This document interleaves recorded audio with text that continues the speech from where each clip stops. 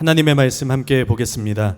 오늘 우리에게 주신 하나님의 말씀은 로마서 1장 17절 말씀입니다. 로마서 1장 17절 말씀을 다 같이 읽겠습니다. 복음에는 하나님의 의가 나타나서 믿음으로 믿음에 이르게 하나니 기록된 바 오직 의인은 믿음으로 말미암아 살리라 함과 같으니라. 아멘. 이제 담임 목사님께서 나오셔서 오직 믿음은 과연 성경적인가, 이런 제목으로 하나님의 말씀 선포해 주시겠습니다. 오늘은 로마서 1장 17절 말씀을 본문으로 해서 오직 믿음은 과연 성경적인가, 굉장히 도전적인 제목인데 오직 믿음은 과연 성경적인가, 이런 제목으로 말씀을 전하겠습니다. 저는 지난 시간까지 3시간에 걸쳐서 로마서 2장 1절에서 5절뿐만이 아니라 2장 전체가 회개를 강조하고 있다, 이거를 완벽하게 증명해 드렸습니다.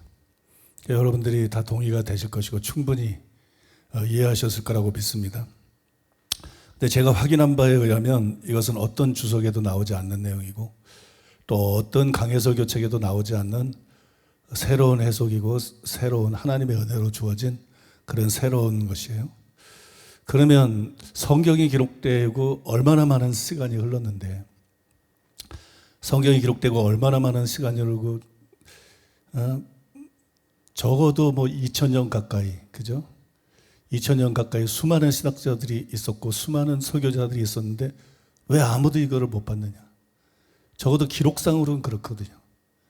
적어도 기록상으로는 왜 이걸 아무도 캐치하지 못했느냐?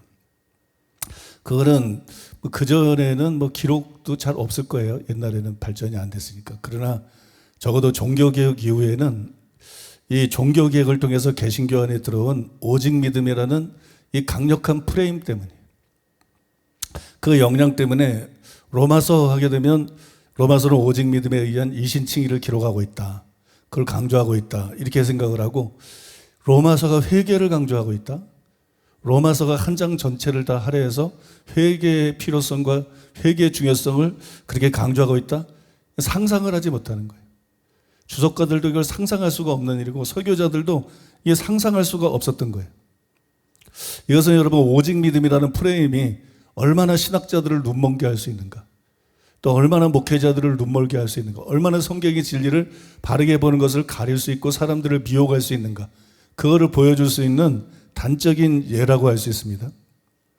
만약에 사도 바울이 로마서 2장에서 단지 유대인들의 죄를 지적하고 회개의 절대적인 필요성을 강조하지를 않았다면 그 뒤에는 어떤 내용이 나와요? 율법의 행위로는 절대 의롭다함을 받을 수 없다. 믿음으로만 의롭다함을 받을 수 있다. 이런 내용을 줄곧 강조하고 있기 때문에 오직 믿음이 맞겠죠. 그렇다면 오직 믿음이 맞습니다. 그러나 바울은 로마서 2장 전체에서 회개의 절대적인 중요성, 회개의 절대적인 필요성을 강조했어요. 그런데 불행하게도 아무도 이 사실에 주목하지 않았어요. 주목하지 않았을 뿐만 아니라 아무도 이거를 제대로 캐치하지 못했어요. 그래서 여러분 로마서 2장 전체를 읽고 주석도 쓰고 설교도 하지만 아무도 로마서 2장을 바르게 이해하지를 못했어요. 로마서 2장을 바르게 해석하는데 실패했습니다. 그 결과 바울이 회개를 강조하지 않았다, 이런 착각이 일어난 거예요. 바울이 적어도 로마서에서 회개를 강조하지 않았다, 바울 서신들에서 회개를 강조하지 않았다, 사도행전은 나오지만 강조하지 않았다. 그래서 율법 행위가 아니라 믿음이구나, 회개를 강조하지 않았으니까. 그래서 오직 믿음이구나. 이래서 여러분 오직 믿음이라는 교리가 교회 안에서 생겨나게 된 것이에요. 이것은 로마서를 바르게 본 것이 아니라 거꾸로 본 거예요. 2장이 회개를 강조하기 때문에 그 뒤에 아무리 믿음을 강조해도, 그죠? 먼저 2장에서 회개를 강조했기 때문에 그 뒤에 아무리 믿음을 강조해도 오직 믿음이 아니라 회개와 믿음이구나, 이렇게 이해를 해야 정상이거든요. 로마서를 읽을 때 이렇게 이해를 해야 정상인데 이렇게 순차적으로 이해를 하지 않고 2장의 회개가 버젓이 나오는데도 이걸 간과해버린 거예요. 이걸 무시하거나 간과해버리고 뒤에 믿음이 강조되고 있다, 여기만 주목한 거예요. 회개는 도외시하고 믿음은, 이게 개신교의 특징 아닙니까? 개신교의 이거 아주 병적인 잘못된 특징인데 회개는 무시해버리고 믿음만 강조하는 거. 로마서를 읽을 때 로마서 2장이 회개를 강조하고 있다는 걸 모르니까 여러분 회개는 간과해버리고 회개는 무시해버리고 믿음에만 주목해가지고 오직 믿음이다. 이런 결론을 내린 거예요. 그러니까 이거는 절대로 바른 해석이 아니고 오직 믿음은 한마디로 말해서 거짓교리다. 교회 안에 들어온 사람의 계명이고 이거는 성경적인 진리가 아니라 거짓교리다. 믿습니까? 우리가 그렇게 생각할 수밖에 없습니다. 그러나 안타깝게도 현재 절대 다수가 오직 믿음이 진리라고 굳게 믿고 있어요. 심지어 오직 믿음은 어떤 진리의 시금석처럼 생각하고 있는 어리석은 학자나 무슨 목사나 이대위나 이런 사람들이 한둘이 아니에요. 누군가는 이거를 이제 바로잡아야 됩니다. 누군가는 교회를 위해서, 문정원들을 위해서 이 오직 믿음이 성경적인 진리가 아닌 것을 드러내고 바로잡아야 되죠. 그래서 저는 정말로 오직 믿음이 성경적인 진리인가 이걸 한번 적나라하게 파헤치고 그 다음에 그 실체를 여러분들에게 보여드리기를 원합니다. 오늘 두 가지를 크게 말씀드리겠는데요. 첫째로 따라해 보겠습니다. 나도 오래도록 오직 믿음에서 온전히 자유하지 못했다. 솔직히 저도 로마서 2장 전체가 회개를 강조한 것이다. 이것을 깨닫기 전까지는 오직 믿음이라는 사람의 계명에서 완전히 자유하지는 못했어요. 제가 초기에 쓴 책 중에 아무도 너희를 미혹하지 못하게 하라. 제목이 참 중요한 거예요. 바울의 주 메시지 중에 하나였어요. 아무도 너희를 미혹하지 못하게 하라. 이 책에 보면 제일 처음에 나오는 설교가 어떤 설교냐면은 앵무새처럼 오직 믿음을 되풀이해야만 정통인가? 이런 제목의 설교가 있어요. 앵무새처럼 오직 믿음을 되풀이해야만 정통인가? 울산에서 제가 목회할 때 일인데 하루는 제가 금요기도회를 인도하고 있는데 갑자기 강한 깨달음이 임했습니다. 오직 믿음은 오직 율법의 행위에 대한 것이다. 그것은 결코 회개나 믿음에 따르는 행함이나 거듭남의 열매에 대한 것이 아니다. 여러분이 많이 책에서도 보시고 들어보셨을 거예요. 당시 이것은 저에게 굉장히 큰 빛이었어요. 왜냐하면 오직 믿음을 그렇게 개신교가 악용을 해온 거예요. 안 그런 목사나 신자들도 있지만 참 많은 학자나 목회자들이 오직 믿음을 너무 악용을 해서 오직 믿음을 통해서 율법 행위를 부정했으면 되는데 오직 믿음을 통해서 회개를 부정해버리는 거예요. 오직 믿음을 통해서 심지어는 믿음이 믿음을 부정해버려. 믿음에 따른 행함까지도 부정해버려. 그래서 그냥 믿기만 하면 행함이 없어도 말씀대로 살지 못하고 천국 간다. 이런 말도 안 되는 헛소리를 얼마나 많은 부흥사들이, 목사들이, 신학자들이 하면서 수많은 영혼을 지옥으로 보냈습니까? 그러면 오직 믿음을 통해서 성경의 구원에 칭의만 있는 게 아니라 중생이 있는 건데 그냥 법적으로 의롭다는 것만 말하고 거듭나서 우리가 변화된 삶을 살아야 될 거는 전혀 얘기하지 않아요. 그죠? 그걸 제대로 강조하지 않았어요. 오직 믿음을 통해서 그걸 부정하는 일들이 일어났다는 거예요. 그걸 누가 부인하겠어요? 왕왕 개신교 안에서 오직 믿음을 통해서 믿음 외에 다 부정해버리는 거예요. 회개도 부정하고 제자가 지불될 대가도 부정하고 예수님 말씀인데도 그냥 다 잘라버려. 그죠?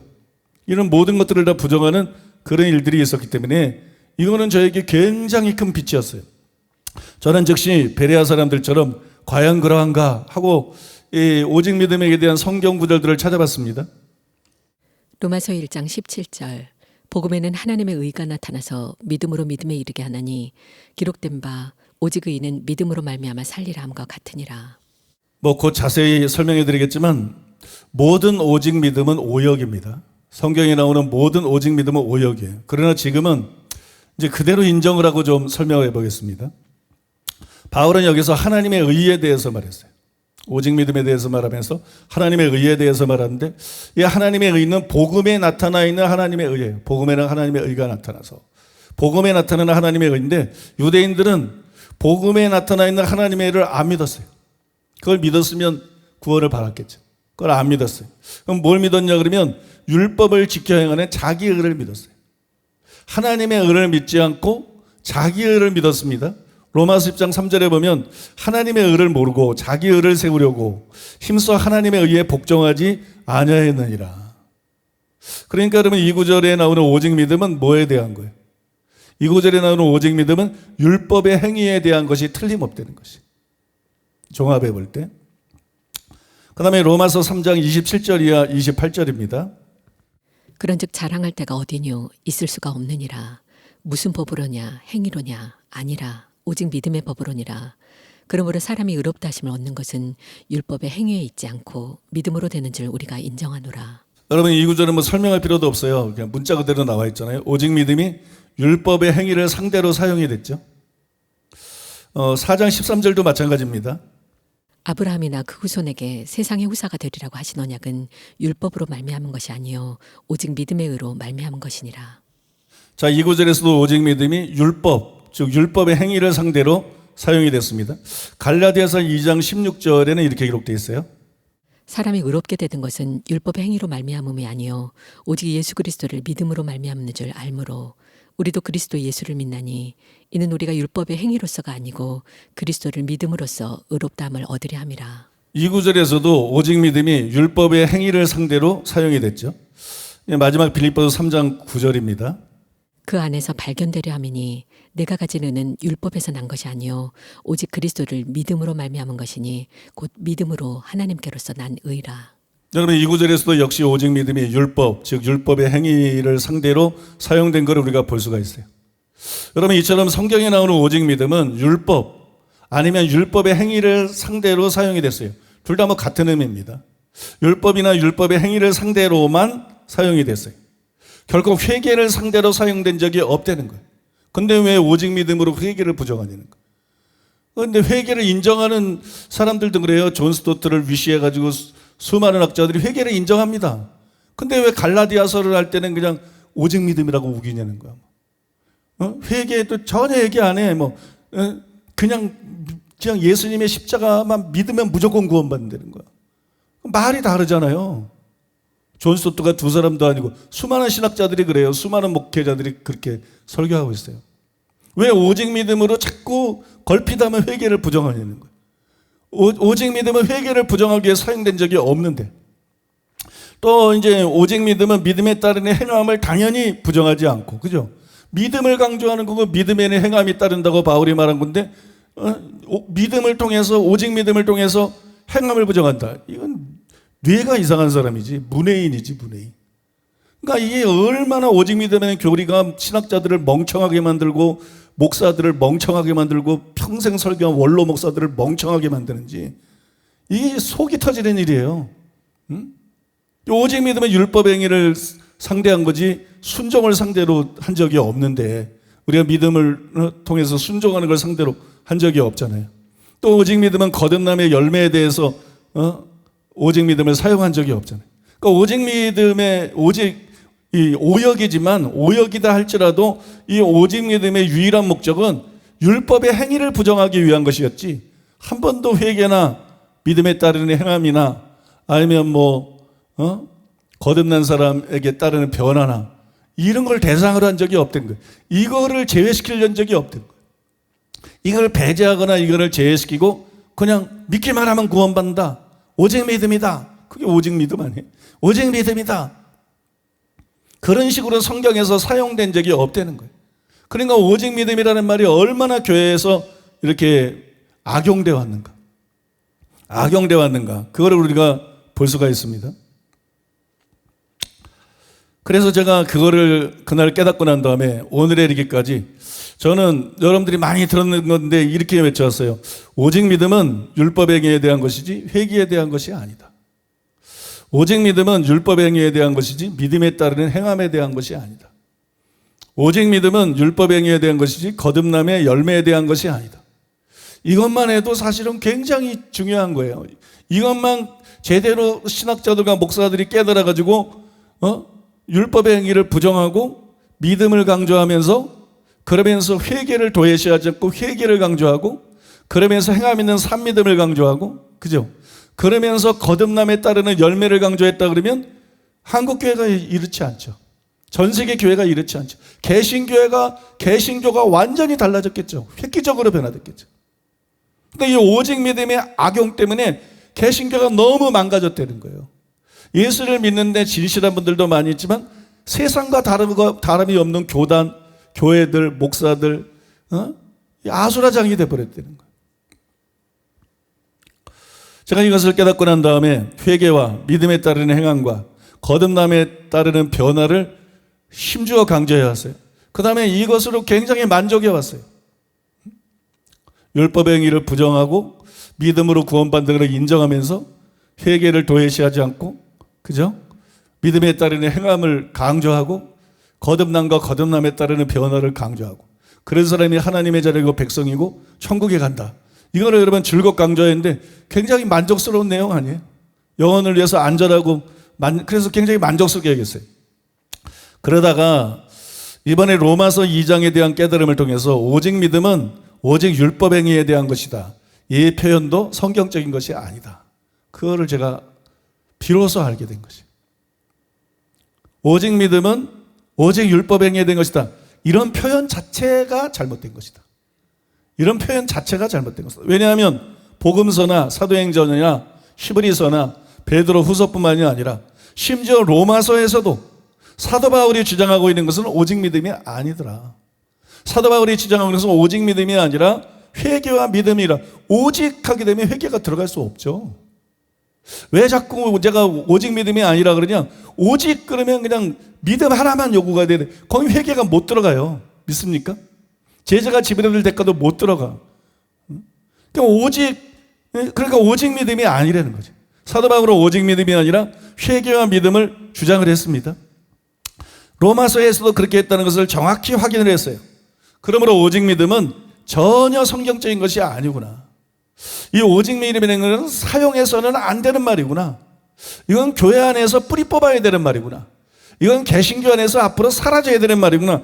그거를 제가 밝히 깨닫게 된 것이. 이게 굉장히 여러분들에게도 충격일 것이고 저 자신에게도 굉장히 충격이었어요. 그러나 이것이 팩트예요. 이것이 성경이 말하고 있는 진실이에요.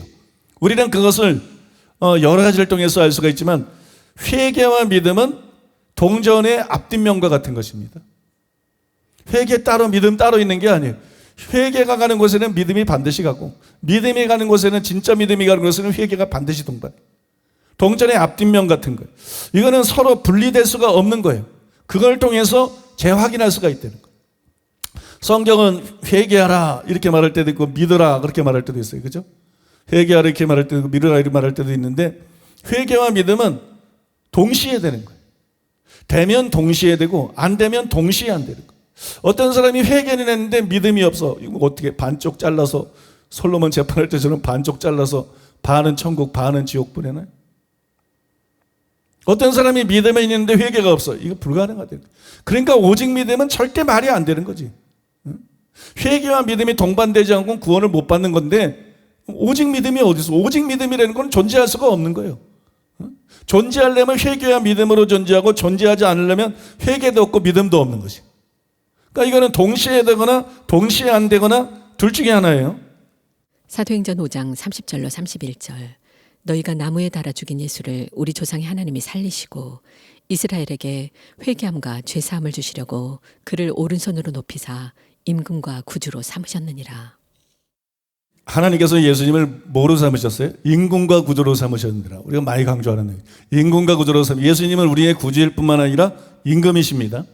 근데 이 두 개가 서로 분리가 안 돼요. 예수님의 임금으로만 모셔드릴 수 있냐? 없어요. 그래 천국 못 가. 예수님의 임금으로만 모셔드리고 암만 말씀 들어 살아봐. 천국 못 가. 예수님의 십자가 보혈 공로가 우리를 사하지 않으면 천국 못 가지. 예수님을 구주로만 모셔드릴 수 있냐? 그럴 수가 없어요. 예수님의 피만 의지하고 예수님의 피로 우리가 죄사함을 받고 그런 예수님을 주님으로 모셔드리지 않고 복종하지 않고 지멋대로 살아도 구원받고 천국 갈 수 있는 그런 기독교는 없어. 믿습니까? 너무 많은 목사들이 기독교를 그런 괴물로 착각을 하는데 그러니까 불신자들이 막 조롱하잖아요. 그러니까 여러분 그런 값싼 기독교는 없어요. 그러니까 이 두 개가 서로 분리가 안 됩니다. 분리가 안 돼. 예수님이 구주라는 거, 임금이라는 거. 그러니까 예수님을 우리가 구주로 모셔드리려면 반드시 임금으로 또 모셔드려야 돼. 그런데 이 두 가지가 서로 분리가 안 된다는 것은 오직 믿음이 아니라 회개와 믿음이 옳다는 확실한 증거가 되는 것이. 확실한 증거가 되는 겁니다. 예수님을 구주로 믿는다는 것은 십자가 보혈 공로를 의지하는 것을 가리킵니다. 때문에 당연히 믿음이 요구가 되죠. 예수님이 십자가에서 내 모든 죄를 짊어지고 가셨고 그래서 내가 예수님을 믿으면 제사함을 받을 수 있다. 그죠? 여기엔 당연히 믿음이 요구됩니다. 근데 반면에 예수님을 임금으로 믿는다는 것은 그 뜻대로 복종하며 살기로 결단하는 것이에요. 그 뜻대로 살지 않으면 예수님을 진짜 임금으로 모신 게 아니죠. 그래서 여러분 누가복음 6장 46절에서 예수님이 말씀한 거예요. 너희는 나를 불러 주여 주여 하면서도 어찌하여 내가 말하는 것을 행하지 않느냐. 입으로는 주여 하지만 그 말씀대로 행하지 않는다면 진짜 주가 아니죠. 진짜 예수님을 주님으로 인정한 것도 아니고 주님으로 모셔드린 것도 아니죠. 그런데 우리가 그 뜻대로 살아야 예수님을 주님으로 영접하는 건데, 그 뜻대로 살려면 스스로 임금이 되어서 자기 뜻대로 살던 데서 돌이켜야 되죠. 지금까지 자기 뜻대로 제 가운데서는 그걸 돌이켜야 되잖아요. 그게 바로 회개 아닙니까? 즉 회개해야 되는 거예요. 또 임금이 먼저고 구주가 나중에 나와요. 방금 전 읽어드린 말씀에 임금과 구주로 삼으셔야 돼요. 임금이 먼저 나오고 구주가 나중에 나와요. 근데 임금으로 모셔드리려면 어떻게 된다 그랬어요? 회개해야 된다. 믿습니까? 구주로 모셔드리면 어떻게 돼요? 그분을 십자가 보혈공로를 믿어야 되죠. 그러니까 이게 뭐예요? 회개와 믿음이죠. 하나님이 예수님을 임금과 구주로 삼으셨어요. 믿기만 하면 되느냐? 그런 거 없어. 오직 믿음이냐? 그건 오직 믿음은 지옥이야. 믿습니까? 오직 믿음이 아닙니다. 예수님은 임금이기 때문에 먼저 회개하고 그분 뜻대로 복종하기로 결단해야 돼. 그죠? 예수님은 구주니까 우리가 그분의 십자가 공로를 믿어야 돼. 회개와 믿음이라는 것이. 회개와 믿음. 또 회개와 믿음은 아까 뭐라 그랬어요? 동시에 되는 것이다. 동시에 되는 것은 서로가 불가분리다. 그런데 어떻게 회개와 믿음을 분리시켜서 오직 믿음이라는 이상한 교리를 만들어낼 수가 있느냐. 사람이 구원받으려면 예수님이 임금과 구주시기 때문에 처음부터 회개하고 예수를 믿어야 구원받는 건데, 회개와 믿음으로 구원받는, 오직 믿음이라는 게 어떻게 가능하냐. 오직 믿음이라는 말을 어떻게 할 수 있느냐. 회개와 믿음이 분리가 안 되는데, 임금과 구주가 분리가 안 되는데 어떻게 오직 믿음일 수가 있느냐. 왜 회개와 믿음을 분리시키냐. 그거는 여러분 이론적으로 불가능하다는 거예요. 믿습니까? 오직 믿음이라는 것은 성경적으로 불가능하다는 거예요. 그러므로 오직 믿음이 아니라 회개와 믿음일 수밖에 없다는 거예요. 뿐만 아니라 예수님이 구주가 되신 것도 회개를 통해 죄사함을 받게 하기 위한 것이었어요. 회개가 죄를 사하는 것이 아니라 예수님의 피가 죄를 사하는 것입니다. 피 흘림이 없으면 회개는 아무 의미가 없어요. 피 흘림이 없으면, 암만 자기가 잘못했다고 용서를 빌면 뭐예요? 죄의 대가가 지불하지 않았으니까 자기가 용서를 빌든 말든 이 사람의 심판을 받고 지옥 영벌을 받아야 돼. 회개가 우리를 구원하는 게 아니라 예수님의 십자가 보혈 공로가 우리가 구원하는 거예요. 우리는 믿음으로 구원받는다 그러면 이게 은혜를 해치지 않고, 회개해야 된다 그러면 은혜를 해치는 줄 아는데 이게 참 짱구 같은 생각이거든요. 회개한다고 구원받는 게 아니야. 예수님이 십자가 보혈 공로를 흘려서 회개가 가능한 거지. 그 회개가 유효하게 된 거지. 회개가 죄를 사하는 게 아니에요. 회개할 때 예수님의 피가 죄를 사하는 거지. 은혜를 전혀 해치지 않는 거예요. 믿습니까? 믿음이 은혜를 전혀 해치지 않듯이 회개도 여러분 은혜를 전혀 파괴하지 않는 것입니다. 때문에 예수님은 사람들이 회개하고 제사함을 받게 하시려고 십자가에서 죽으셨고 우리 구주가 되신 거예요. 십자가에서 피 흘림으로 우리의 구주가 되셨어요. 그러므로 예수님을 임금으로 모셔드리는 거, 여기만 회개가 요구되는 게 아니라는 거예요. 예수님이 우리의 임금이 되어야 되니까, 그분이 순종해야 되니까 자기 뜻대로 사는 것을 돌이켜서 회개해야 된다. 예수님을 임금으로 모셔드리는 데만 회개가 요구되는 게 아니라 예수님을 구주로 모시는 데에도 회개가 요구된다는 거예요. 임금과 구주라는 걸 통해서 오직 믿음일 수 없다는 걸 설명해 드렸고, 이제 예수님을 구주로 모셔드리는 것도 마찬가지다. 예수님을 구주로 모셔드리는 것도 반드시 이게 회개가 요구되는 것이다. 단지 믿음만 요구되는 것이 아니라 반드시 회개와 믿음이 요구되는 것이다. 이것을 통해서 우리는 회개와 믿음은 처음부터 같이 가는 거라는 거예요. 우리가 처음 예수 믿고 구원받을 때부터 회개와 믿음은 처음부터 같이 가는 것이고 결코 분리될 수가 없는 것이라는 것을 알 수가 있는 거예요. 그러므로 오직 믿음이라는 것은 근본적으로 불가능하다는 것입니다. 오직 믿음은 원천적으로 불가능한 것이다. 누가 뭐래도 오직 믿음이 아니다. 성경에 기록되어 있는 대로 회개와 믿음이 옳다는 것입니다. 믿습니까? 성경을 여러분 제대로 이해하면 오직 믿음은 말도 안 되는 얘기를 하고 있는 거예요. 오직 믿음은 그건 불가능한 거예요. 그건 회개와 믿음을 나눠야 되는 거고 임금과 구주를 나눠야 되는 거고. 믿습니까? 근데 성경은 분명히 회개하고 믿으라 그러고 있고, 또 성경은 분명히 예수님이 인군과 구주라고 분명히 말씀하고 있고, 이걸 누가 여러분 부정할 수 있어요? 그러니까 오직 믿음은 불가능한 얘기다. 성경 진리를 제대로 이해하면 이거는 있을 수가 없는 얘기다. 오직 믿음이 아니라 회개와 믿음이다. 그것이 명확해지는 것입니다. 나아가서 이게 참 중요한 건데요. 오직 믿음은 문 영혼들에게 너무 치명적이 되는 거예요.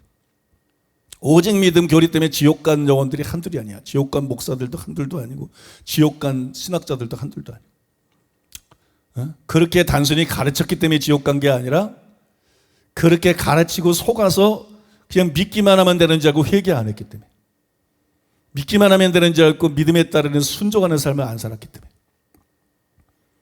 거듭남의 변화된 삶을 살지 않았기 때문에, 그래서 지옥 간 목사들, 신학자들, 부흥사들, 초대형교회 목사들, 장로들, 권사들, 이게 부지기수예요. 수를 할 수가 없어요.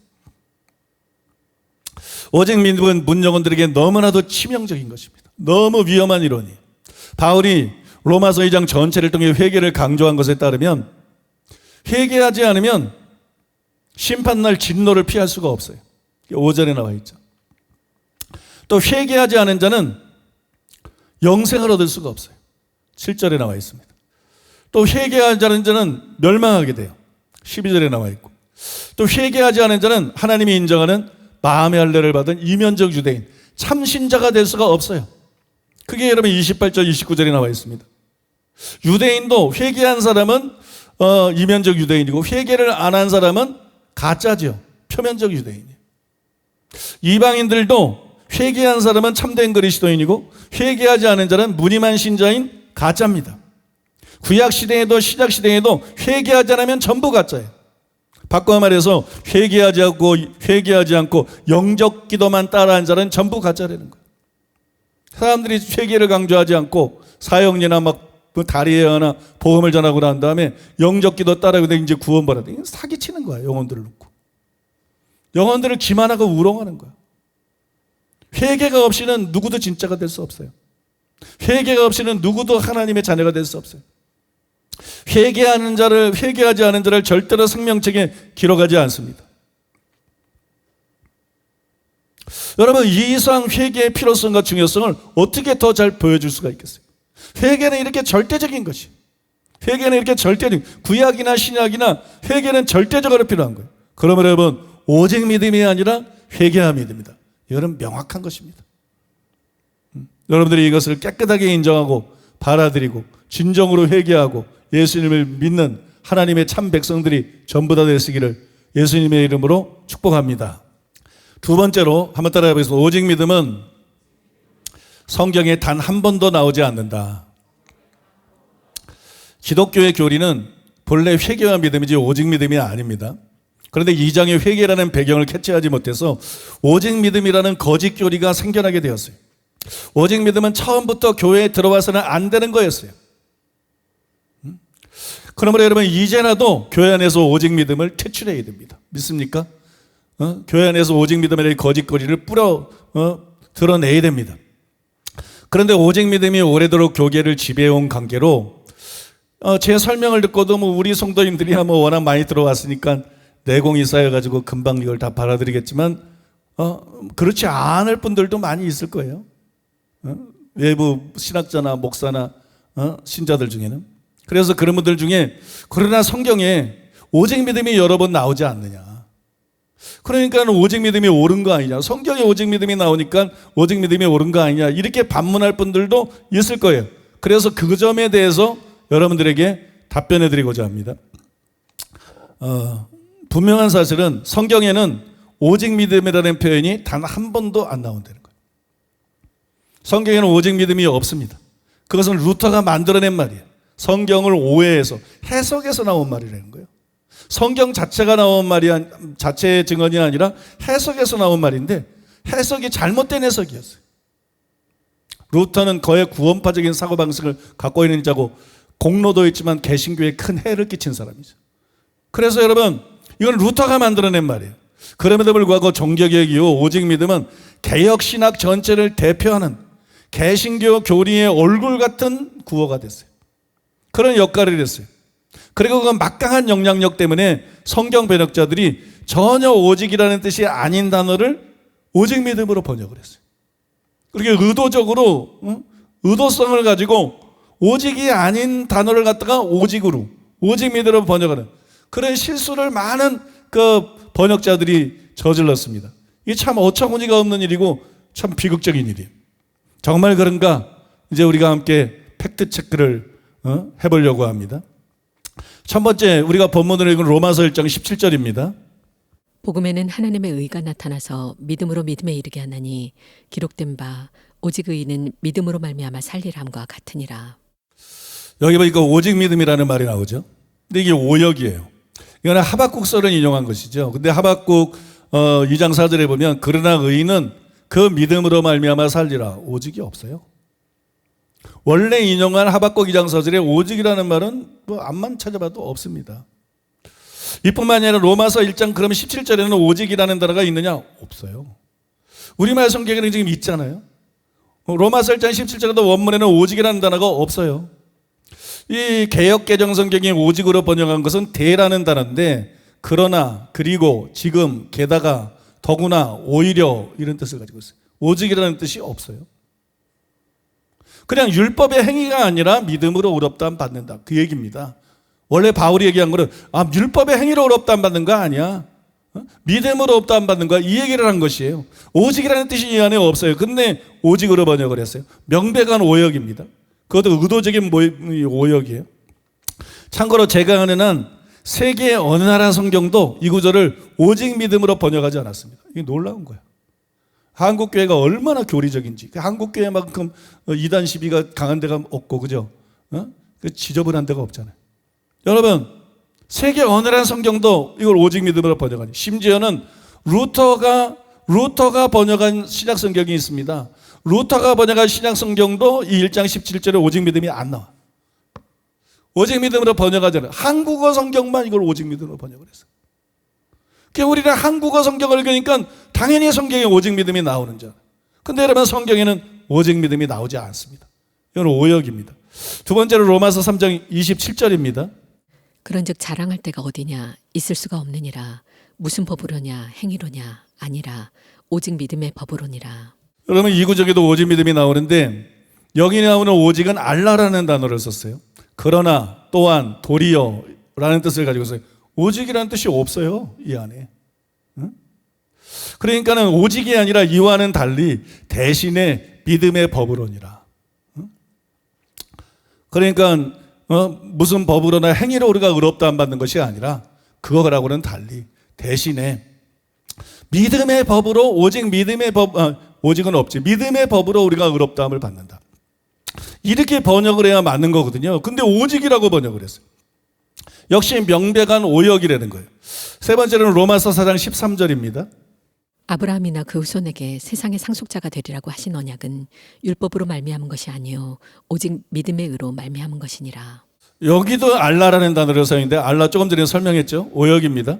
그건 갈라디아서 2장 16절입니다. 사람이 의롭게 되는 것은 율법의 행위로 말미암음이 아니요 오직 예수 그리스도를 믿음으로 말미암는 줄 알므로 우리도 그리스도 예수를 믿나니 이는 우리가 율법의 행위로서가 아니고 그리스도를 믿음으로써 의롭다함을 얻으려 함이라. 이 구절에 사용되는 오직이라는 단어는 애안이라는 단어예요. 애안이라는 단어인데 뭐뭐가 아니면 이런 뜻으로 뭐뭐 못하면 아니하면 아니하거든 않고야 않으며 아니할지라도 없으니 뭐 이런 뜻이에요. 이렇게 번역되는 단어인데 여기도 역시 오직이라는 의미가 없어요. 그러니까 이걸 오직으로 번역하는 건 오역인 거예요.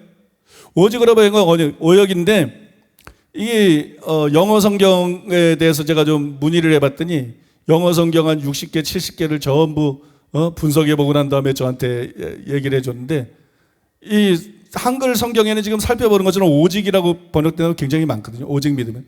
영어 성경에는 없어요. 근데 이 갈라디아서 2장 16절에서만 이 오직이라고 오해할 수 있는 그런 번역들이 나와요. 영어 성경에. 근데 그거는 오역입니다. 그건 오역이에요. 그거는 나중에 이제 설명하겠지만 토마스 슐라이너 같은 세계적인 학자도 이게 원래는 그런 의미가 아니다. 그거를 인정하고 있어요. 그 다음에는 빌립보서 3장 9절입니다. 그 안에서 발견되려 함이니 내가 가진 의는 율법에서 난 것이 아니요 오직 그리스도를 믿음으로 말미암은 것이니 곧 믿음으로 하나님께로부터 난 의라. 여러분 이 구절에 사용된 단어는 알라예요. 이미 설명해 드렸죠. 이건 오직이라는 의미가 없기 때문에 이걸 오직 믿음으로 번역한 것은 분명히 오역입니다. 이처럼 오직 믿음으로 번역된 것 모두가 원문에는 오직이라는 단어가 없어요. 전부가 오역입니다. 이 정도면 흔히 하는 말대로 번역이 아니라 반역이죠. 하나님 말씀보다 중요한 게 없는데 1.1핵도 천지가 없어질 때는 변하지 않는다 그랬는데, 없어지지 않는다 그랬는데, 아니 오직이 아닌 걸 오직으로 전부 다 번역했으니 이거 진짜 능지처참을 시켜야지. 이게 반역이지 반역. 이런 엉터리 번역 때문에 얼마나 많은 영혼들이 지옥에 갔는지 알아요? 어이없게도 루터가 주장한 오직 믿음이 기독교의 기본 교리뿐만이 아니라 심지어 성경까지도 왜곡시켜 놓은 거예요. 성경까지도 바꿔놓은 거예요. 이게 여러분 통탄한 일이 아닐 수가 없어요. 반드시 개신교에서 다시 종교개혁이 일어나야 되는 문제입니다. 이게. 더 어이가 없는 게 뭐냐면요, 거의 모든 학자들이 이런 오역을 바로잡아야 되는데 이런 오역을 바로잡지 않고 오히려 옹호해 왔다는 거예요. 이런 오역에 힘을 실어왔어요. 거의 모든 학자들이 이런 번역이 결과적으로 옳은 것이다. 원래 이 단어가 그런 뜻은 아니지만 결과적으로는 것은 옳은 것이다. 이런 궤변을 지금까지 늘어왔어요. 왜냐하면 오직 믿음의 세뇌가 되어 있어서 그런 거예요. 오직 믿음을 합리화시키기 위해서. 일례로 토마스 슐라이너는 갈라디아서 2장 16절에 나오는 오직 믿음에 대해서 이렇게 썼어요. 본문에 나오는 헬라어 구는 어떻게 번역해야 하는가. 여기서 채택된 번역이 오직입니다. 여기서 채택된 번역은 통상적인 것이 아니다. 일반적으로는 뭐뭐 하지 않으면을 뜻하기 때문이다. 그러니까 이 오직 믿음이 오역이라는 것을 분명히 지적을 했죠. 분명히 인정을 했어요. 근데 어이가 없는 것은 한 페이지 뒤에 그가 뭐라고 쓰고 있냐면 이렇게 쓰고 있어요. 본문에서 헬라어 구가 뭐뭐 하지 않으면보다 오직을 뜻한다고 주장하는 것이 최선의 해결책으로 보인다. 해석에서 문맥은 의미를 결정하는 기준이며 그러한 해석은 역사에 걸쳐 헬라어 문법에 정통한 많은 해석자가 내린 판단이다. 그래서 거의 모든 학자들이 이처럼 단어의 뜻은 그렇지 않지만 문맥에 의하면 이런 번역이 적합한 것이다. 이렇게 헛소리들 하고 있어요. 그러나 그것은 여러분 오직 믿음에 의한 프레임에 의한 것이고 올바른 판단이 아니에요. 그건 올바른 견해가 아닙니다. 왜 이게 올바른 것이 아닌가? 제가 분명한 이유를 몇 가지 말씀드리겠는데요. 먼저 단어 자체가 오직이라는 뜻이 아니에요. 지금까지 살펴본 대로. 단어 자체가 오직이라는 뜻이 아닌데 왜 오직으로 번역하냐? 잘못된 거죠. 그 다음에 오직으로 번역하지 않아도 얼마든지 율법행위가 아니라 믿음으로 의롭다함 받는다는 뜻을 전달할 수가 있어요. 바울이 하고자 했다는 말을 할 수가 있는데요. 근데 왜 오직이라 그러느냐? 또한 오직 믿음으로 번역해야 될 이유가 전혀 없습니다. 오직 믿음으로 번역해야 될 이유가 전혀 없어요. 우리는 율법행위로 의롭다함 받을 수 없어요. 그러니까 율법행위로 구원받을 수 없다는 걸 분명히 말해야 됩니다. 그죠? 그 과정에서 이 얘기들이 다 나온 거예요. 근데 또 우리가 알아야 될 게 뭐예요? 회개하지 않고 의롭다함을 받을 수 없어요. 2장 13절에 나오는 거죠. 우리가 다 살펴봤죠.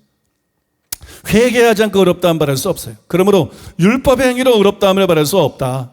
믿음으로 의롭다함을 받는다. 그리고 이 믿음은 회개가 전제된 믿음이다. 이렇게 말해야 되는 거 아니에요? 여기서 왜 오직 믿음을 얘기해야 되는 거예요?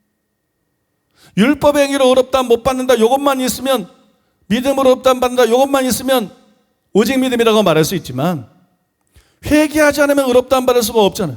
근데 왜 오직이라 그래? 그죠? 근데 어떻게 오직이라고 말할 수 있어? 오직 믿음이라고 그렇게 말할 수가 없죠.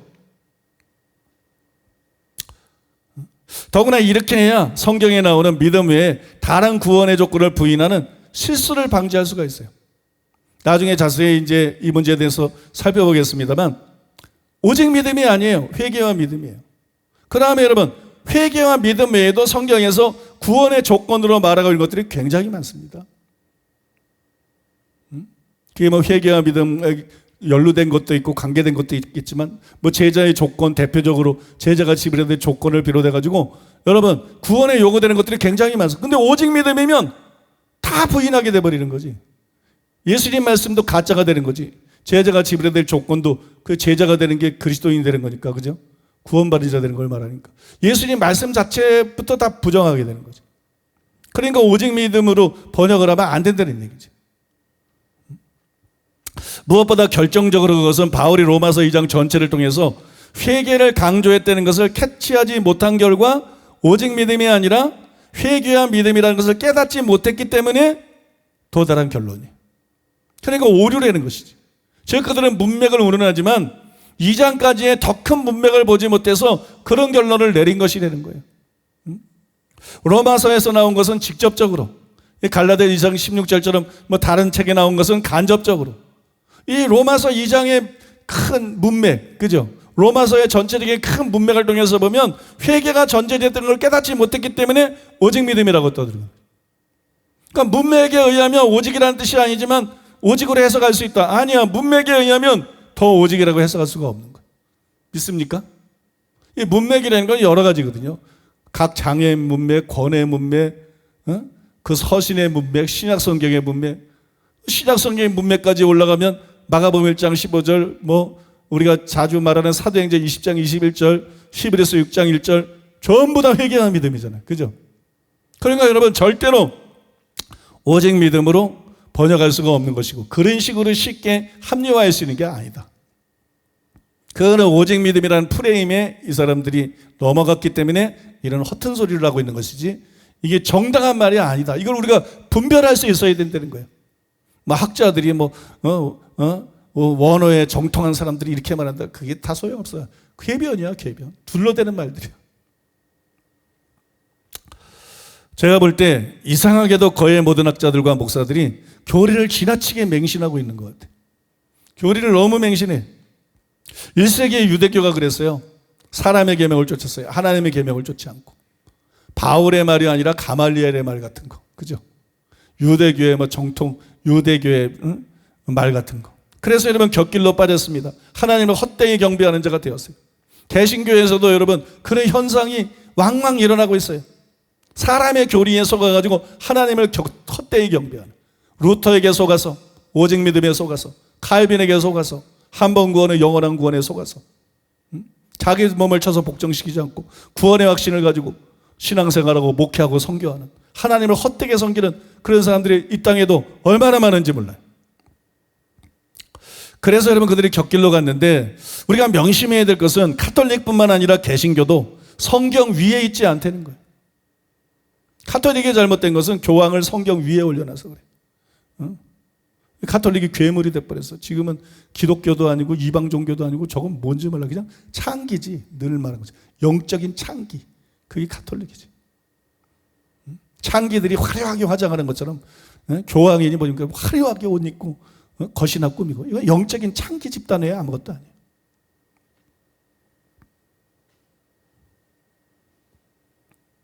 여러분 카톨릭도 성경 위에 있지 않은데 교황을 성경에 올려놔가지고 사람이 이끄는 대로 그냥 성령이 저렇게 이끌었겠어요? 그죠? 카톨릭이 이런 종교가 되겠겠어요? 교황을 통해서 마귀가 역사해서 카톨릭을 완전히 이방 종교처럼 바꿔놓은 거죠. 더 이상 존재할 가치가 없는 종교가 돼버린 거예요. 여러분 개신교도 성경 위에 있지 않다는 거예요. 카톨릭도 개신교도 성경 위에 있지 않고 성경 아래에 있어요. 최고의 신학은 최고의 권위는 개혁신학이 아니라는 거예요. 난 개혁신학하는 목사들, 신학자들 보면 너무 한심해. 개혁신학이 얼마나 불완전한데 맨날 지금이 시대가 어느 시대인데 맨날 개혁신학 떠들고 있나. 성경을 살펴봐야지. 성경으로 들어가야지. 개혁신학이 최고의 권위를 갖고 있는 게 아니고 바꿔 말해서 개신교의 교리가, 장로교의 교리가 최고의 권위를 갖고 있는 것이 아니라 최고의 권위는 성경에 있다는 거예요. 그러니까 교리를 성경에 맞춰야 된다는 거예요. 오직 믿음이 성경적으로 틀리면 뜯어 고치고 한 번 구원 영원한 거 틀리면 뜯어 고치고 은사중지론이든지 은사를 터부신 거 틀렸으면 뜯어 고치고 믿습니까? 사도가 없다 선지자가 없다 이런 헛소리도 하지 말고 뜯어 고치고 성경으로 여러분 개신교 교리를 뜯어 고쳐야 된다는 거예요. 개신교 교리로 성경을 뜯어 고치려고 그러면 안 된다는 거예요. 근데 개신교 교리로 성경을 뜯어 고치는 일들이 일어난 거예요. 분명히 원어에도 오직 믿음이 아닌데 번역까지도 그냥 오직 믿음이라고 해서 읽는 목사들과 성도들을 전부 속여버리고, 분별력 없는 목사나 학자들은 오직 믿음으로 떠들어대고 설교하고, 그죠? 우리는 교리를 성경에 맞춰야지 성경을 교리에 맞게 뜯어 고치면 안 됩니다. 이것이 여러분 종교개혁자들이 오직 성경이라는 구호를 통해서 표현한 종교개혁의 정신 중에 하나예요. 그게 사실 이렇게 말하는 게 어떤 사람은 내가 굉장히 위험한 말을 한다고 생각하는데 이게 진짜 짱구 같은 생각이고, 여러분 지금 내가 말하는 이거를 인정하지 않으면 개신교는 정통성이 없는 거예요. 그럼 개신교는 이단인 거야. 카톨릭이 있었는데 왜 뛰어나와서 딴 얘기를 해? 성경적이라고 생각해서 그런 거 아니야, 그죠? 그러면 계속 개신교에서 중요한 거는 칼빈의 가르침, 루터의 가르침도 아니고 누구의 가르침도 아니에요. 점점 성경적이 된 게 중요한 거예요, 그죠? 여러분 무슨 종교개혁자 칼빈이 성경을 완전히 이해했나요? 아니죠. 루터가 완전히 이해했나요? 누가 완전히 이해했어요? 계속 학자들이 연구를 하고, 그죠? 계속 목회자들이 연구를 하고, 성경은 완전하지만 사람은 불완전하니까 계속 종교개혁을 완성시켜 나가는 거지. 그게 진짜 개신교지. 루터만 붙잡고 있는 게 무슨 개신교냐고, 제2의 카톨릭이지. 칼빈만 붙잡고 있는 게 무슨 개신교예요? 그건 제2의 카톨릭이지. 믿습니까? 껍데기만 개신교고 알맹이는 카톨릭이죠. 그래서 우리는 교리의 안경을 벗고 맨눈으로 성경을 보아야 됩니다. 그러면 오직 믿음이 아니라 회개와 믿음이 옳다는 것을 여러분 모두가 너무나도 쉽게 분별할 수가 있어요. 왜냐하면 성경의 것이 너무나 분명하게 기록되어 있기 때문이에요. 마가복음 1장 15절 때가 찼고 하나님 나라가 가까웠으니 회개하고 복음을 믿으라 하시더라. 사도행전 20장 21절 유대인과 헬라인들에게 하나님께 대한 회개와 우리 주 예수 그리스도께 대한 믿음을 증거한 것이라.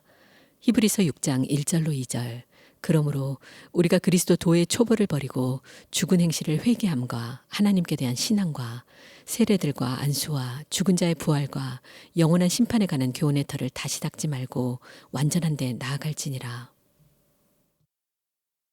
여기 지금 읽어드린 말씀 세 군데 보면 회개와 믿음이라는 게 명백하게 나오잖아요, 그죠?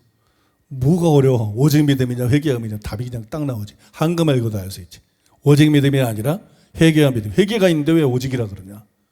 율법의 행위로 구원받는 건 아니지만 회개해야 되는데 왜 오직이라 그러냐? 아닌 거지, 그죠? 오직 믿음이 아니라 회개와 믿음인 게 확실한 거죠.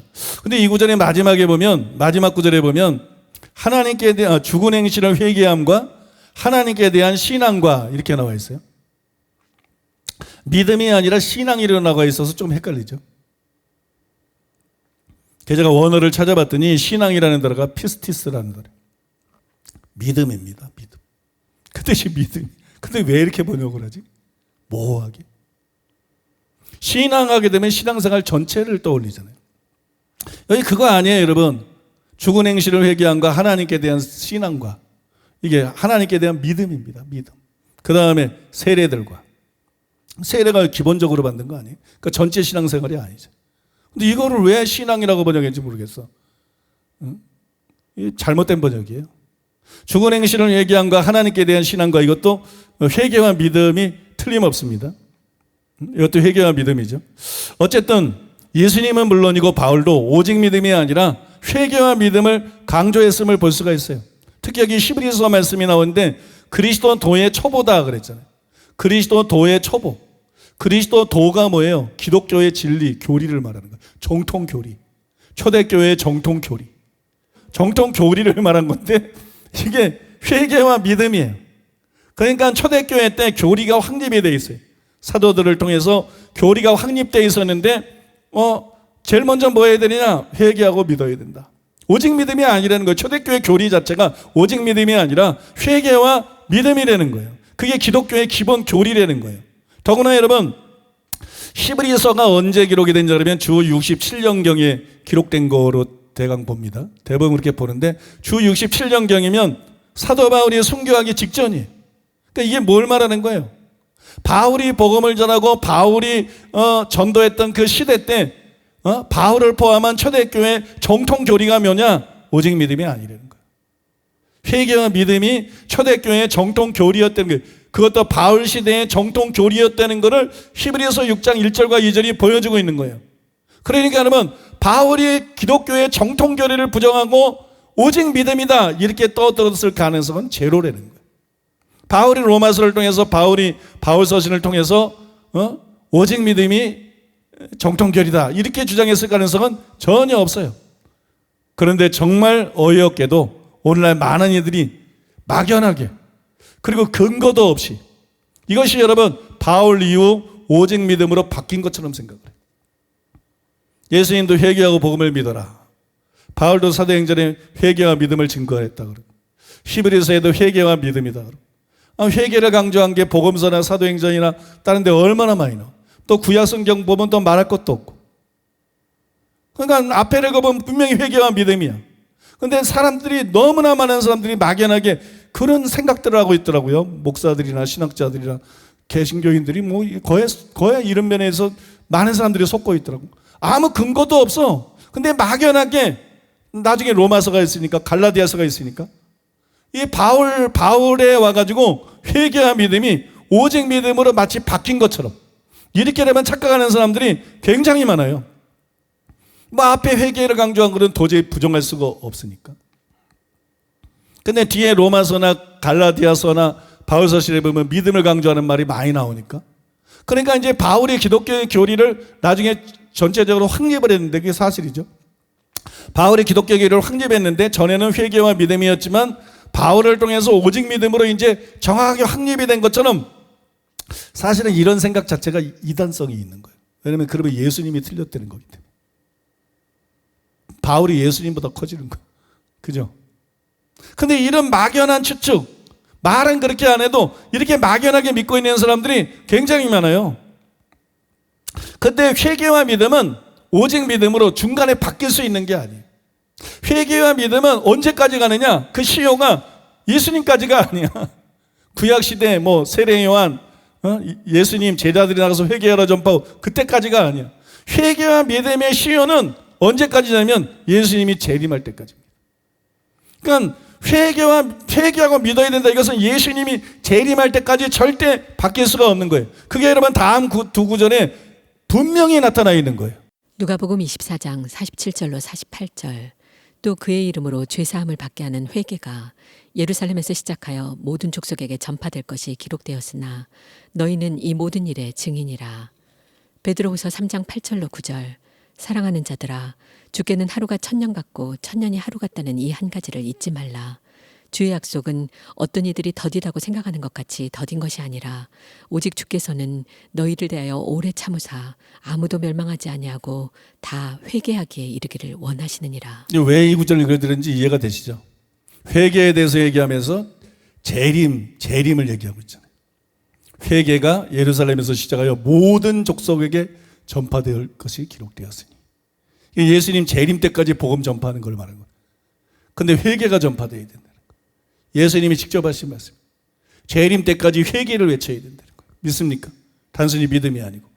베드로서 3장 8절 9절에도 재림을 얘기하면서 아무도 멸망치 않고 다 회개하게 이르기를 원하시는 예수님이 재림하기 직전까지 사람들이 해야 될 일이 뭐냐? 반드시 회개해야 된다는 거예요. 회개하면 구원받고 회개하지 못하면 멸망받는다는 거예요. 오직 믿음일 수가 없는 거죠. 믿습니까? 오직 믿음일 수가 없는 거예요. 그러니까 절대로 오직 믿음이 아니라 회개와 믿음인 줄로 믿습니다. 마지막으로 여러분 놀랍게도 이것은 장로교의 교리이기도 합니다. 장로교의 교리이기도 한데 그것은 청교도 운동의 대표적인 지도자였고 웨스트민스터 회의에서 소요리 문답 작성한 일에 동참했던 토마스 왓슨의 회개라는 책에 분명히 나타나 있어요. 거기 보면 이렇게 기록되어 있어요. 이 생의 성도에게 절대 필요한 두 가지 은혜가 있다면 그것은 회개와 믿음이다. 이들은 성도가 하늘나라로 날아가는 데 필요한 두 날개이다. 새가 날아가려고 그러는데 한쪽 날개로 날 수 없잖아요. 우리가 천국으로 날아가려면 회개와 믿음이라는 두 날개가 필요하다는 거예요. 회개만 필요한 것도 아니고 믿음만 필요한 것도 아니고 오직 믿음이 아니고 바꿔 말해서 회개와 믿음이라는 거죠. 또 칼빈주의자이며 19세기의 가장 대표적인 신학자인 찰스 하지. 이 찰스 하지가 생명의 길이라는 책에서 이렇게 썼어요. 누구든지 믿는 자는 구원을 얻으리라는 것을 성경이 분명하게 가르치지만 또한 회개하지 않으면 모두가 멸망할 것임을 그에 못지않게 분명하게 가르치고 있다. 회개의 의무만큼 그 필요성이 분명하며 또한 하나님의 말씀 속에서 거듭거듭 강조되는 의무도 없을 것이다. 그러므로 어느 누구도 회개를 통하여 자기 죄를 버리지 않으면 구원을 받을 수 없다. 그러므로 전도 설교에 있어서 회개는 아주 중요한 주제가 된다. 주께서도 처음 복음을 전파하시면서 때가 찼고 하나님의 나라가 가까웠으니 회개하고 복음을 믿으라고 말씀하셨다. 그러므로 회개는 복음을 듣는 모든 사람이 이행해야 할 즉각적이며 절실하고도 중대한 의무이다. 죄를 버리고 예수 그리스도로 말미암아 하나님께로 돌아와야 된다. 이 의무를 무시한다면 그것은 구원을 거부하는 것이 된다. 회개치 아니하면 멸망할 수밖에 없기 때문이다. 그렇게 썼어요. 또 여러분 잘 아는 강해설교의 대가죠. 로이드 존지의 책에도 그게 잘 나타나 있습니다. 로이드 존지의 책에서 제가 좀 뽑아봤는데요. 몇 권의 책에서. 먼저 복음 설교에 있어서 회개의 문제는 언제나 가장 먼저 놓아야 합니다. 그것은 대단히 중요한 규칙입니다. 무엇보다 먼저 복음은 우리에게 회개하라고 촉구합니다. 다른 것에 보니까 회개는 하나님 나라에 들어가기를 바라는 모든 사람들이 반드시 통과하지 않으면 안 되는 입문입니다. 모두가 예외 없이 이 관문을 통과하지 않으면 안 됩니다. 기독교는 결국 회개와 더불어 시작되는 종교입니다. 또 다른 것에 보니까요. 전도는 하나님의 성결과 사람의 죄의 사악성과 율법의 요구와 율법이 할당한 처벌 사항과 악과 악행의 영원한 결과로부터 시작해야 됩니다. 그러니까 죄를 지적하고 죄를 깨닫게 하는 것부터 시작해야 된다. 뭐 그런 얘기죠. 이것에 근거하지 않는 한 주 예수 그리스도를 믿노라고 해도 그것은 참 신앙이 아닙니다. 여러분이 주 예수 그리스도를 심리적으로 믿을 수는 있습니다. 하지만 참된 신앙은 율법의 저주로부터 우리를 구원하시는 분을 보는 신앙입니다. 참된 전도는 이와 같이 시작하며 참된 전도는 애초부터 회개의 요청인 것입니다. 저 하나님께 회개하고 우리 주 예수 그리스도를 믿는 것이었습니다. 그렇게 썼어요. 마지막으로 하나 더 소개해 드리겠는데요. 심지어 금세기 최고의 복음적인 신학자, 복음주의 신학자로 평가되고 있는 존 스토트는 진정한 기독교, 이 진정한 기독교라는 책에서 이렇게 말했습니다. 복음의 제시는 무조건적인 것이 아니다. 듣는 자들이 싫든 좋든 그것을 듣든 거부하든 간에 그들에게 유익을 주는 것이 아니다. 죄인들이 자신의 죄를 고수한다면 죄사함을 받을 수가 없다. 하나님이 그들의 죄를 사해 주심으로 그 죄에서 돌아서기를 바란다면 그들 자신이 회개함으로써 그 죄에서 돌아서야만 한다. 그러므로 우리는 죄사함의 약속뿐 아니라 죄사함의 조건 역시 선포해야 한다. 죄사함은 복음이 제시하는 것이다. 회개는 복음이 요구하는 것이다. 또 한 군데 보니까 값싼 복음 전도, 즉 제자도의 대가가 없는 복음 선포. 예수님이 제자가 지불해야 될 대가를 말씀했는데 그걸 요구하는 설교자가 요즘에 얼마나 되는지 모르겠어요. 그죠? 제자도의 대가가 없는 복음 선포, 회개가 없는 믿음에 대한 요구도 있다. 이게 값싼 복음 선포라는 거. 이러한 것들은 금지된 지름길이다. 그것들은 전도자를 사기꾼으로 바꿔버린다. 또 복음을 값싸게 만들고 그리스도의 대의에 손상을 입힌다. 아무튼 여러분 여기 다시 한번 이거 중요해서 읽어드리겠는데 값싼 복음 전도, 즉 제자도의 대가가 없는 복음 선포, 회개가 없는 믿음에 대한 요구도 있다. 회개가 없는 믿음에 대한 요구, 오직 믿음이죠. 이러한 것들은 금지된 지름길이다. 그것들은 전도자를 사기꾼으로 바꿔버린다. 또 복음을 값싸게 만들고 그리스도의 대의에 손상을 입힌다. 참 여기 보니까 전도자들을 사기꾼으로 만든다. 이 사기를 치는 사람들은 본래가 나쁜 사람들이에요. 남의 것을 불이하게 취하기 위해서 양심에 화인 맞은 사람들이 사기를 치고 거짓말하는 자들은 전부 지옥불에 던져지게 된다고 성경에 말씀하고 있는데 불행하게도 교회 안에서는 선한 사기꾼들이 너무 많아요. 착한 사기꾼, 인격이 훌륭한 사기꾼, 사랑이 많은 사기꾼. 그래서 더 속아. 목사님이 그냥 너무 선해. 목사님의 인격이 굉장히 훌륭해. 목사님이 아주 사랑이 많아. 근데 오직 믿음이래. 근데 회개하라고 얘기를 안 해. 근데 제자가 지불해야 될 대가를 반드시 지불해야 된다고 얘기를 안 해. 믿음에는 반드시 행함이 따라져야 그렇지 않으면 가짜 믿음이라고 얘기를 안 해. 그냥 십자가만 얘기해. 그냥 믿음만 얘기해. 그냥 하나님의 은혜만 얘기해. 그냥 하나님의 사랑만 얘기해. 그냥 구원받았다는 것만 얘기해. 그죠? 그냥 천국 간다는 얘기면 이게 세상에서는 찾아볼 수 없는 사기꾼들이. 왜냐면 그 자신이 목사가 됐지만 사실 신학교가 별거 아니거든요. 어? 신학교 나온다고 목사 못 돼요. 어느 신학교든. 신학교 가면 자기가 성경을 봐야 되거든. 자기가 성경을 보고 자기가 성경에 정통해야 되고 자기가 책을 읽고 자기가 공부를 해야 돼요. 여러분. 신학자들을 믿으면 안 돼요. 신학자들이 만든 게 사신신학도 다 있는데 신은 죽었다는 신학도 있고 해방신학 뭐 별신학이 다 있는데 신학자들을 어떻게 믿어요? 신학자들도 다 분별의 대상이지. 믿습니까? 교단도 별의별 교단이 다 있는데 미국 연합 장로교회를 위시해서 수많은 사람들이 동성애자에게 목사 안수를 주고 있는 이런 세상에 교단을 어떻게 믿어? 교리라고 어떻게 믿어? 자기가 성경 봐야 되고 자기가 연구해야 되고 자기가 분별해야 돼요. 믿습니까? 자기가 분별해야 돼요. 자기가 깨달아야 돼요. 근데 그런 노력을 안 한다고 목사들이. 그런 노력이 아니고 그냥 신학교에서 배운 걸 가지고 그냥 책이나 읽으면서 그냥 그게 옳거니 하고 나선 평생 그걸 설교하다가 죽는다고. 그러니까 나는 원로 목사라고 절대 존경 안 해요. 나는 오히려 너 나이 먹도록 뭐 했냐 그래. 원로 목사 설교를 들어보면 기가 막혀. 너 나이 먹도록 도대체 성경도 아니고 뭐 한 거냐. 말씀 연구도 안 하고 목사라는 작자가 뭐 한 거냐 도대체. 응?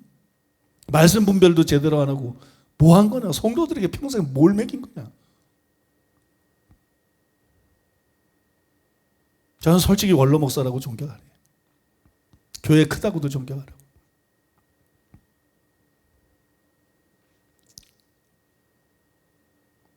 아무튼 현실이 그렇다 보니까 교회 안에 선한 사기꾼들이 너무 많아. 양심적인 사기꾼, 선한 사기꾼, 인격이 훌륭한 사기꾼, 사랑이 많은 사기꾼. 그러니까 이게 성도들이 더 잘 속아. 그래서 여러분 목사들도 정말 연구해야 되고 정말 연구하고 분별하도록 애쓰고 자기 힘으로 안 되니까 성령이 우리를 진리 가운데로 인도한다 그랬지. 언제 신학자들이 인도한다 그래서 신학자들은 우리가 활용하는 거지. 신학자들이 우리를 인도하게 만들면 안 되지. 신학자들이 쓴 책과 그 자료들을 읽으면서 분별하고 그걸 적극 활용해야지. 효과적으로 활용해야지. 신학자가 우리를 인도하면 안 돼요. 저는 어떤 신학자가 나를 인도하는 것도 부러워합니다. 성령님의 인도를 받기 원하지. 믿습니까? 신학자를 어떻게 믿어 내가? 무를 어떻게 믿고 김세윤 교수를 어떻게 믿어? 못 믿어요. 스토트를 어떻게 믿어? 로이드 존즈를 어떻게 믿어? 못 믿습니다, 여러분. 오직 성령님만이 우리를 진리 가운데로 인도할 수 있어요. 믿습니까? 오직 성령님만이. 그러니까 성령님을 절대적으로 인정하고 진리 가운데로 나가야 돼. 근데 이 의무는 목회자들에게만 있는 게 아니에요. 이런 의무는 성도들 전체에게 있는 거예요. 요한일서 2장 27절 여러분 잘 알잖아요. 성령이 성도들을 진리 가운데로 인도하는 거예요. 목회자들은 말씀을 깊이 연구하는 가운데 성령께서 그거를 깨닫게 해주심으로 진리를 깨닫게 분별하게 해주셔서 올바른 진리 가운데로 인도하지만 성도들은 어떻게 했습니까? 성령님을 진정으로 인정하면 성령님의 의자가 열린 마음을 가지면 자기가 다 깨닫고 자기가 다 이해하지 못해도 비성경적인 말씀을 들으면 이렇게 부대끼게 돼 있어. 성령적인 말씀을 들으면 우리 안에 진리의 성령님이 와 계시기 때문에 이 성령께로부터 오는 공감, 성령께로부터 오는 공명, 그죠? 그걸 통해서 우리를 진리 가운데로 인도한다는 거예요. 근데 목회자들도 성령을 절대적으로 의지하지 않고 그냥 자기가 배운 거, 다니던 교회에서 배운 거, 다니던 신학교에서 배운 거, 이거 가지고 평생 설교하고 책이나 읽고 설교하는, 정말 이건 아니야. 근데 너무 많은 목사들이 수준이 그래. 그러니까 맹인이 돼서 맹인을 인도하는 그런 설교자가 되는 거야. 그러니까 그 교회 안에 충성됐던 장로가 지옥 가고 권사가 지옥 가는 대형 참사들이 일어나는 거야.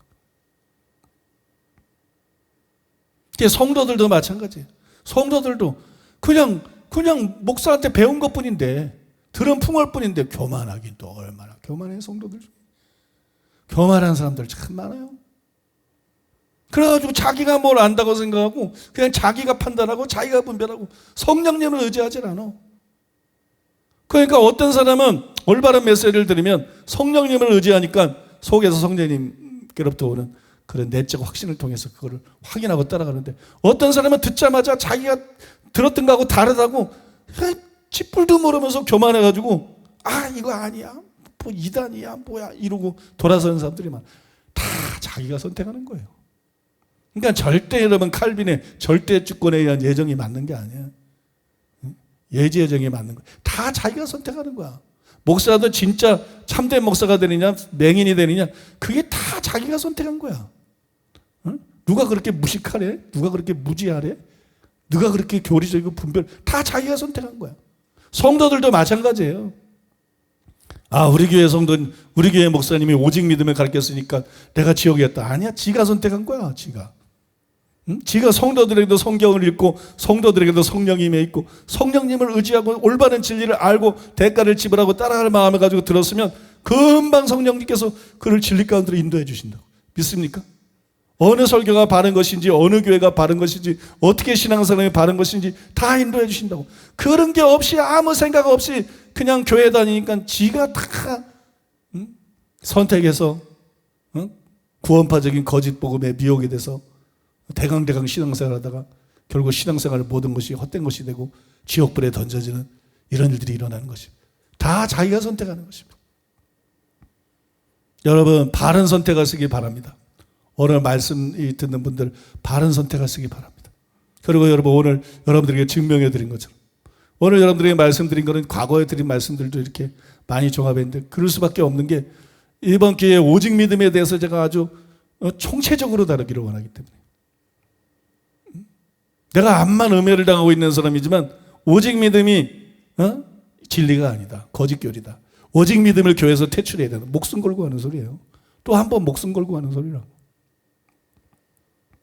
뭐 이단이라 그러면 이단이라 그러고 죽이려면 죽이려는 거야. 니네 마음대로 하려는 거야. 그러나 나는 이게 성경이 진리기 때문에 이걸 교회에서 회복시키기 위해서 외쳐야 되겠다. 그런 각오로 하는 거예요.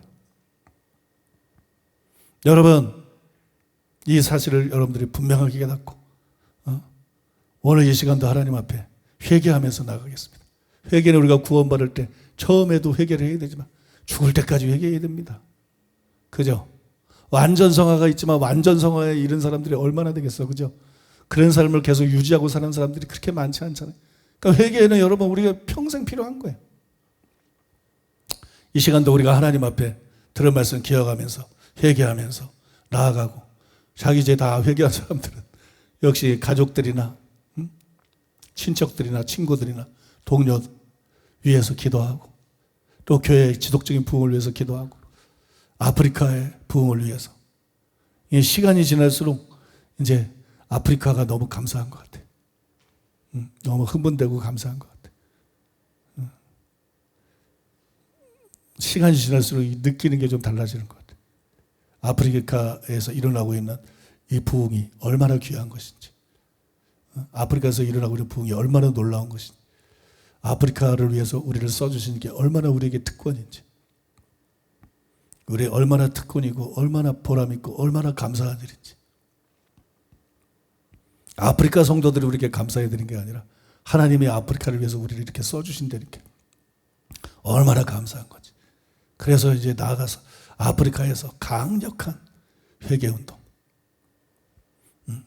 아프리카에서 강력한 부흥과 추수, 그 다음에 그것이 점점 아프리카 전역으로 확산되고, 지금은 한 나라에서 강력하게 일어나고 두 나라에서 또 일어나고 그 뒤로 일어나고 있지만, 부룬디에서 일어나는 것처럼 우간다에서도 일어나게 하시고 콩고에서도 일어나게 하시고, 그 다음에 아프리카 전역에 그 선교사님이 본 것처럼 사랑하는 교회가 세워지고, 아프리카 전역에 세워지고, 아프리카 전역으로 복음과 진리가 확산되고, 교회들이 세워지고 부흥이 일어나고 추수가 일어나고 수많은 영혼들이 구원받게 하여 주시옵소서. 바울도 그랬잖아. 내가 마땅히 유대인인 너희에게 복음을 전해야 하지만 너희가 듣지 아니하므로 나는 이방인에게로 가노라. 그래서 마땅히 한국 사람들에게 먼저 전해야 되지만 너희가 이단이라고 헛소리하고 너희가 듣질 않으니까 나는 아프리카로 가노라. 그런 생각이 들어. 나는 아프리카로 가노라. 뭐 듣지 않는 사람을 뭐 어떻게 구원할 수 있어. 듣는 사람들에게 집중해서 수많은 영혼들을 구원해야 될 줄로 믿습니다. 그것까지 우리 위해서 간절히 다 같이 기도하겠습니다.